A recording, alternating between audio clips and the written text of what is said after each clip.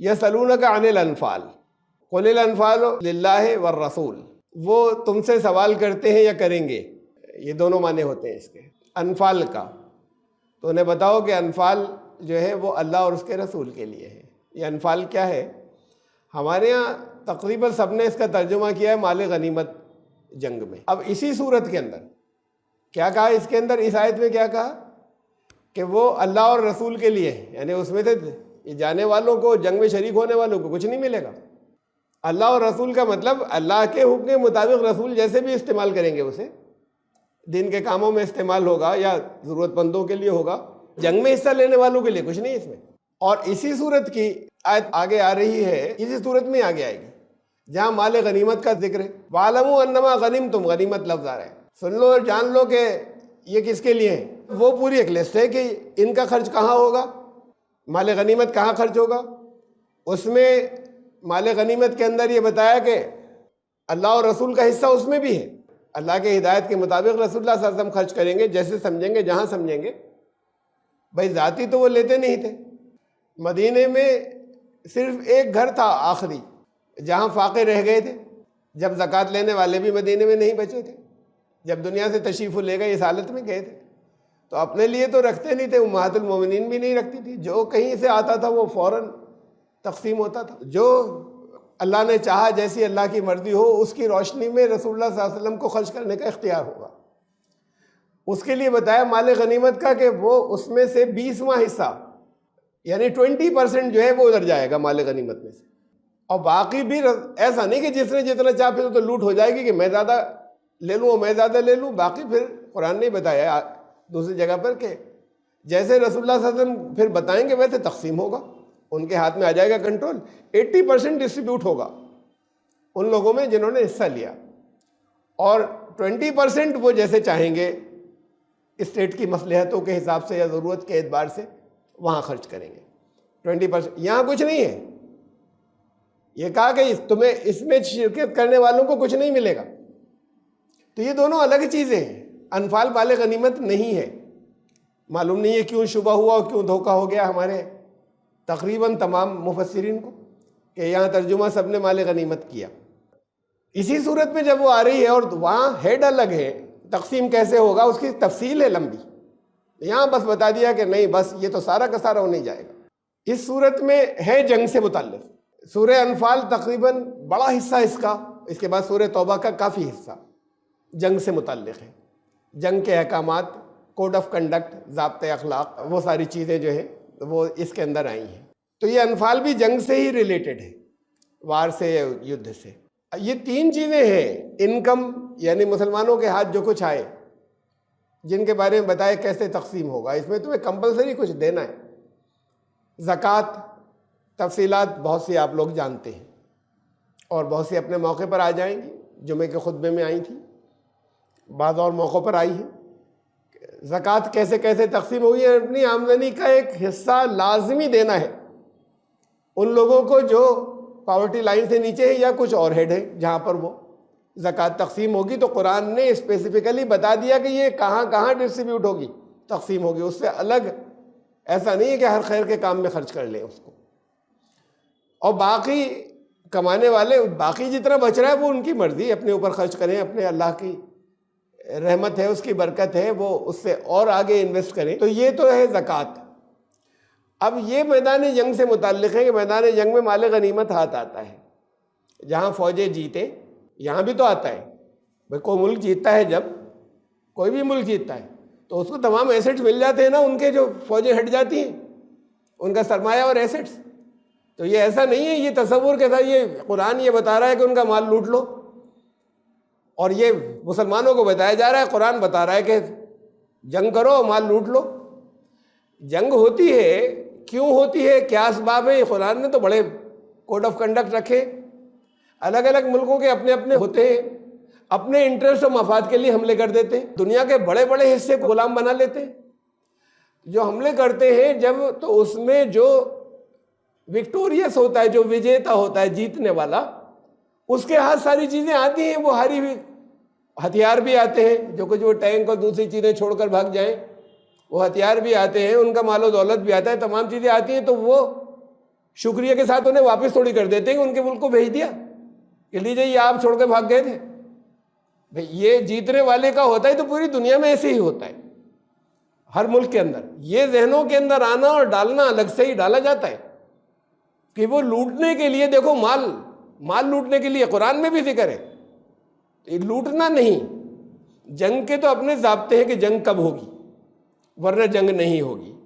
इस्लामी state बढ़ाने के लिए जंग नहीं होगी, किसी अपने धर्म को फैलाने के लिए जंग नहीं होगी। ये मौजू बहुत दफ़ा आ चुका है विषय कि कुरान ने बताया 3 कंडीशन से कब कब जंग हो सकती है। उसमें अगर जंग होगी और उसमें अगर हारेंगे तो अपना बहुत कुछ छोड़ेंगे, जीतेंगे तो अब मिलेगा बहुत कुछ। उसका डिस्ट्रीब्यूशन कैसे हो, कुरान ने उसके ज़ाब्ते रखे, उसके उसूल रखे हैं।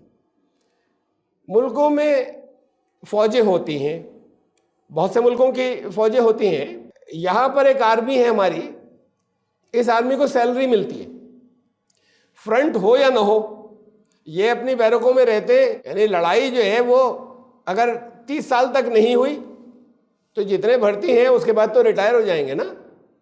वो ठाठ से रहते हैं, वो अपनी सैलरी रहते हैं, वो खाते हैं और उनका सब कुछ और भी बहुत सी जितनी फैसिलिटीज़ हैं उन्हें मिलती हैं और खाते रहते हैं। आर्मी में जाना अपने आप में एक जॉब हो गया। उस दौर के निज़ाम में ये नहीं था कि आर्मी लोग अलग से रखते हो, यानी कि इस्लामी ममालिक के अंदर, बल्कि जनरल यही था कि आर्मी अलग से, ये फ़ौजें हैं, इनको चाहे जंग हो या नहीं हो इनको खिलाते रहेंगे हम, ऐसा नहीं होता था। बल्कि करीब करीब सारे लोग उसके अंदर शरीक होते थे, जितनी पब्लिक है, जितने जैसी ज़रूरत हो। कभी ज़रूरत होती थी हर एक से कहा जाता था निकलो, और कभी ऐसा होता था कि उनसे कहा जाता था, मतलब कितने लोगों की ज़रूरत है उतने छांट लिए जाते थे। कभी नॉमिनेट किया जाता था कि किन किन की तो ज़्यादा ज़रूरत है। कभी होता था कि उनके ऑप्शन पर छोड़ देते थे कि जो लोग जंग में चलना चाहें वो चले, इतने लोगों की ज़रूरत है। तो उसी जो नॉर्मल पब्लिक है जो आम दिनों में अपने बिजनेस करते थे, अपने आम दिनों के अंदर कोई किसी के यहाँ अगर मुलाजमत करता था, वो गुलामी का भी रिवाज था, कोई गुलाम था तो वो, ये सारे के सारे जो है ये सब फौजी भी थे। जब ज़रूरत पड़ती थी कभी सब और कभी उनमें से कुछ हिस्सा जो है यही फौज में इस्तेमाल होता था। तो उनके लिए कोई अलग सैलरी नहीं थी कि साल भर उनको सैलरी दी जा रही है और बहुत से पर्क्स दिए जा रहे हैं जैसा अब होता है। वो सब जो है उनको ज़रूरत पड़े तो सबको उसके लिए निकलना होता था। जंगे तबूक में कहा कि सब निकले, कोई भी ना बचे यहाँ पर, सिवाय इसके कि कुछ लोगों को एग्जेम्प्ट कर दिया गया। ऐसा आज भी होता है। ये आज भी होता है कि बहुत से मुल्क ऐसे हैं कि उनको ड्राफ्ट कहते हैं, उसे ड्राफ्टिंग या अपना रजिस्ट्रेशन कराना जो फौज के अंदर अपना कराएं, आर्म सर्विसेज के अंदर, और मिलिट्री ट्रेनिंग लें, जंग हो रही है या नहीं हो रही है, और कंपलसरी है कि फिर इतने अरसे वो ट्रेनिंग के अंदर रहें। कहीं 1 साल है, कहीं 2 साल है, कहीं कुछ इससे थोड़ा ज़्यादा है। एज मुकर्रर है इतने साल से, 17 साल से या 18 साल से 21 साल तक, कहीं 40 साल तक है कि कंपलसरी मिलिट्री के अंदर जाना है। जंग होगी तो फिर फ्रंट पर जाना है, कंपलसरी जाना है। ये दुनिया के बहुत से मुल्कों में है। ये ऐसा नहीं है जैसे हमारे यहाँ है कि भाई एक फ़ौज है, आर्मी है, उसमें जितने लोग वॉलंटरी जिन्होंने ज्वाइन की उनको ट्रेनिंग दी गई, अब उन्हीं को लड़ाया जाएगा। नॉर्मल पब्लिक जो है, और उसके अंदर ख़ासतौर से नौजवान यूथ जो कहीं 17 हो कहीं 18 साल से शुरू होते हैं। मैं मिसाल में आपको बताऊं कि जैसे नॉर्थ कोरिया को तो छोड़ें, वहाँ पर जिस तरह का निज़ाम है, लेकिन वहाँ भी 17 से 30 साल तक के जितने हैं उनको कंपलसरी मिलिट्री में रहना होता है, मिलिट्री ट्रेनिंग ज़रूरी होती है। अब वो जितने को उन ट्रेनिंग में से जब ज़रूरत पड़े तो लगा दें। साउथ कोरिया, जनूबी कोरिया, साउथ कोरिया जो है वहाँ 18 से 28 ईयर्स तक के जो लोग हैं, 18 से 28 साल तक के जो लोग हैं, उनको 2 साल की मिलिट्री ट्रेनिंग कंपलसरी है उनके लिए, 2 ईयर्स की। और उसके बाद फिर वो उससे पहले अपने कामों में थे। अब उसमें उनके अलग ज़ाब्ते होते हैं। इन सब मुल्कों में कोई स्टूडेंट है उसकी रियायत की जा सकती है कि अच्छा तुम अपनी ये पढ़ाई, ये कोर्स पूरा कर लो, उसके बाद आना, रजिस्ट्रेशन तो करा दो, आना है कंपलसरी। और जो बचने की कोशिश करेगा उसके लिए फिर बहुत बड़ी बड़ी सज़ाएँ हैं, जेल में डाल दिया जाएगा। यूएसए में था ये, तो अब यूँ समझ लिए 1972 से ख़त्म हुआ है, वरना यूएसए में चला आ रहा था जब से ये यूएसए जो है आज़ाद मुल्क हुआ है, तब से कंपलसरी मिलिट्री ट्रेनिंग। आप में से याद होगा बहुत से लोगों को कि मोहम्मद अली किले ने मना कर दिया था कि मैं नहीं जाऊंगा वियतनाम में लड़ने के लिए। इस किसी मुल्क की तरफ से जाने के बाद कहीं बमबारी करें, हमारा दीन ऐसे इजाज़त नहीं देता कि हम जाके ऐसे लड़ें बिला वजह दूसरे मुल्कों के अंदर। कैद में डाल दिया गया था, जेल हुई थी। ने कहा जेल जाना मंजूर है, लेकिन ये मुझे मंजूर नहीं है, इसलिए इस्लाम कबूल कर लिया था। उसने कहा कि मैं नहीं लड़ सकता ऐसे दूसरों के ऊपर जुल्म करने के लिए, बमबारी करने के लिए। मिलिट्री ट्रेनिंग वहाँ कंपलसरी थी हर एक के लिए, अब ऑप्शनल हो गई है 1972 से। इसमें भी ट्रेनिंग का है कुछ के अगर कोई ज़रूरत पड़ेगी तो फिर स्टेट जो है वो मजबूर कर सकती है या दूसरे औरों को। रशिया है 18 से 27 साल, रूस 18 से 27 साल के लोगों के लिए इस बीच के अंदर। ये रेंज इसलिए है कि लोग अपना गोल रखें कि इस बीच में ये हमारा कैरियर है, ये तो वो इसकी इजाज़त मिल जाती है। अच्छा ठीक है, 25 साल की एज में आना, वो उनके पास रिकॉर्ड हो जाता है, कंप्यूटर में रिकॉर्ड हो जाता है, फिर उनको ज्वाइन करना होता है। तो 18 से 27 साल तक के लोगों को जो है वो 1 साल की, ये अभी इस वक्त 1 साल चल रहा है, ये इनका कभी 2 साल भी था और 2.5 साल भी था। इस वक्त 1 साल की ट्रेनिंग जो है वो सबके लिए मिलिट्री ज्वाइन करना ज़रूरी है, मिलिट्री ट्रेनिंग उसके अंदर आना ज़रूरी है। सिंगापुर के अंदर भी ऐसे ही है, सिंगापुर है, थाईलैंड है। अब मैं एक इतनी तफसील हर एक मुल्क की नहीं बता रहा आपको। सिंगापुर है, थाईलैंड है, तुर्की है, यूएई है, ये इन सारे ममालिक के अंदर जो है वो ज़रूरी है मिलिट्री ट्रेनिंग जो है उसको ज्वाइन करना और ट्रेनिंग लेना, और जब ज़रूरत हो तो फिर अगर फ्रंट पे कहीं पर वार हो रही है तो फिर उसे वार को ज्वाइन करना। कुछ केसेस ऐसे हैं कि जहाँ इजराइल के अंदर 2.5 साल तक के सारे मेल्स के लिए, फीमेल्स के लिए भी ज़रूरी है कि औरतों को भी जाना होगा, ट्रेनिंग लेनी होगी। औरतों के लिए 2 साल है और मर्दों के लिए 2.5 साल है कि मैं 2.5 साल की मिलिट्री ट्रेनिंग लाजमी, और फ्रंट होगा तो उनमें से जिसको वो चाहेंगे, जितने चाहेंगे भेज देंगे, ये ट्रेनिंग लेकर रखें। अब ये उनकी चॉइस के ऊपर है। ये बहुत से मुल्कों के कवानीन है और ये बड़ी लंबी लिस्ट है। ताइवान ने अभी ऐलान किया है, वो चाइना के पास में है ना, ताइवान ने अभी ऐलान किया है, उसको यह डर है कि ये चाइना कहीं हमला ना करे, और कानून अभी बनाए, ऐलान अभी हुआ है 2024 से मिलिट्री ट्रेनिंग कंपलसरी है और मिलिट्री ज्वाइन करना जो है वो कंपलसरी होगा। ईरान है, थाईलैंड है, तुर्की है और यूएसए के बारे में मैंने आपको बताया। तो ये जो है ये इतने मुल्कों के अंदर मिलिट्री ट्रेनिंग कंपलसरी है, यहाँ हिंदुस्तान में नहीं है।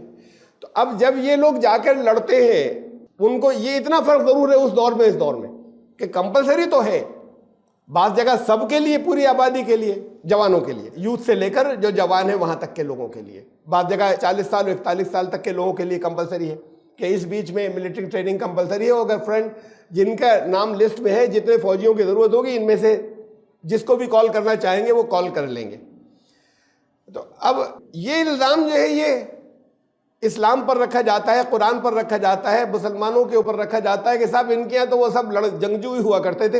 इस्लाम तो जंगी सिखाता है, सब जंगजू हुआ करते थे और वो माले गनीमत के लिए लड़ते थे। जैसे मैंने आपको बताया कि भाई जो मुल्क जीतता है, इंडियन फौजें अगर जीतती हैं तो इनको बहुत सा हथियार और तमाम बहुत सा माल और चीज़ें मिलती हैं। अब उसके डिस्ट्रीब्यूशन का इनका अपना सिस्टम है कि कैसे डिस्ट्रीब्यूट होगा। उस दौर में उनको तनख्वाहें नहीं मिलती थी रेगुलर आर्मी की, वो अपनी जान पर खेलते थे, जाने देते थे, हाथ पांव कटाकर आते थे, जख्मी होकर आते थे। ऐसे इलाज नहीं थे जैसे आज है। वो जख्मी आम तो बहुत मुश्किल से जख्म भर पाते थे, सारी ज़िंदगी रहता था, या बात को कभी उसकी वजह से जल्दी इंतकाल हो जाया करता था। तो उसमें फिर बड़ा हिस्सा उसी में से, ये एक इंसेंटिव भी था कि उन लोगों को उसी में से जो हाथ आएगा अगर जीते तो वो उनको दिया जाएगा। उसके ज़ाब्ते कानून, ऐसा नहीं कि जिसने जितना चाहा लूट लिया। स्टेट डिस्ट्रीब्यूट करेगी, रसूलुल्लाह सल्लल्लाहु अलैहि वसल्लम डिस्ट्रीब्यूट करेंगे, नंबर 1। नंबर 2, माले गनीमत होगा 20% स्टेट का होगा, उसे जैसे रसूलुल्लाह सल्लल्लाहु अलैहि वसल्लम चाहेंगे इस्तेमाल करेंगे। 80% उनके अंदर डिस्ट्रीब्यूट कर दिया जाएगा, तकसीम कर दिया जाएगा। तो ये एक बड़ा बिल्कुल एक जेन्युइन समझ में आने वाला एक ज़ाब्ता था, जिसको ऐसे पेश किया जाता कि बाकी दुनिया में तो नहीं होता। ये लोग जो है ये माल लूटने के लिए लड़ते थे। बहरहाल ये मैं बता रहा था फ़र्क, ज़कात हर एक को, सिविलियंस में से हर एक को देनी है। माल गनीमत अब जंग फौजियों में से जंग में शरीक हुए, जीता माल। अब आ रहा है अनफाल, ये भी फौजियों के लिए है, लेकिन नफिल लफ्ज़, अनफाल जमा है, प्लूरल है नफिल की।